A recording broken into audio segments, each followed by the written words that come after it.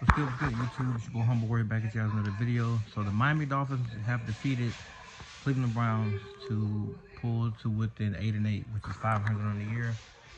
They systematically are in 8th place now because today the Indianapolis Colts were eliminated by the New York Giants by a final score of 45-33. Yes, 45-33.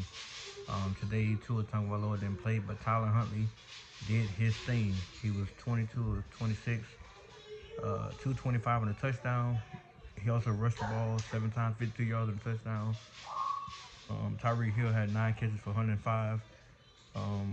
Malik Washington was 4 for 41. And Johnny was 3 of 26. So it was nice to actually see, like, I guess you say the balance to a degree, but the penalties killed us a lot today. Patrick Paul, you went against Myles Garrett. It's a learning curve, my bro. To me, you're still gonna be a pretty good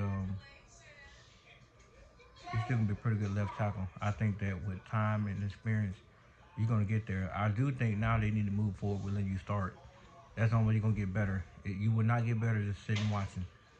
You have to get those reps, that experience against the best of the best, and I think you're gonna become a force to be reckoned with on that side for years to come. As far as the defense goes, wow, beautiful performance today. Pick, fumble recovery.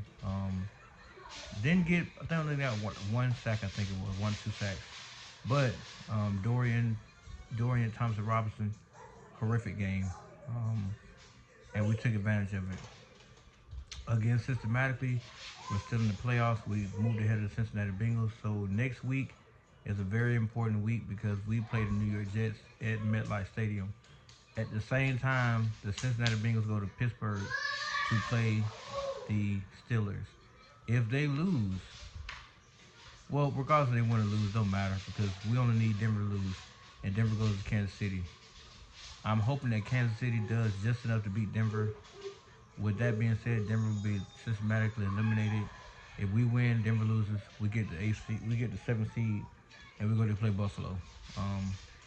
I want us to make the playoffs because right now we beat the 49ers, we beat the Browns, we beat the Jets. If you know like I know, you pick certain times to get hot going into the playoffs.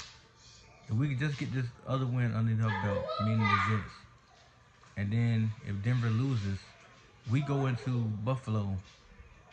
First of all, we go to Buffalo on a hot streak.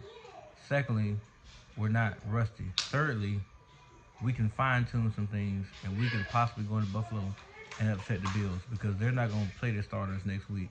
Josh Allen going to be chilling. I don't know who they're playing, it don't matter, but they're going to rest because they're not going to get number 1 seed. They locked the number 2 seed today with their victory over the Jets, which they stomped them 40-14. So that deal is done. So Josh Allen won't be playing next week. However, if Miami Dolphins can win this game next week, and then they watch or they hope and pray that Denver loses, then we are the 7th seed going into the playoffs against number 2 seed Buffalo. It's one game for the marbles. Win and go home, lose, win or go home. That's it. There's no tomorrow from this. So if we can win the game and Denver loses, that's the mindset. And I'm not gonna lie to you. I really want to see Tua deliver this dub in Buffalo. I want to see him play a astronomical, perfect game. Perfect game. I want to see Mike McDaniels call a perfect game. The defense played electric from start to finish. Don't let up. Don't let down. Continue the same aggressive approach. Make Josh Allen tap out in Orchard Park. We just need one playoff victory. You want playoff victory? I think a lot of noise will stop, even though I already know they're going to ramp it up when in terms of the division round, depending on who we go play. But you got to get one dub in the playoffs, one. But first thing first, focus on the Jets, and then we'll go from there. Because the chips have fallen in our the chips have fallen in our favor. With Indy getting eliminated, with Cincinnati beating Denver to keep us in the playoff hunt. And all we need now is Denver to lose for us to elevate for us to get elevated into the 7th spot. And then Denver and Cincy will be eliminated. We'll take on the Buffalo Bills. But with that being said, guys, this whole notion about Huntley being better than Tua, stop it. Only thing he has on Tua is more speed. That's it. If you want to say bigger arm, he didn't really throw much down the field today. He threw two or three passes for 20 plus yards to Tyreek Hill, but that was it. So he didn't really do a whole lot. He had a good game statistically. He was 84% passing with 115 passer rating. But we've seen Tua do this before. So it's not like they haven't seen anything like this. They've seen Tua do it. But you see how much the offense struggles without him manning the ship. But I was glad to see that they did get touchdowns on the board. We got 2 of them.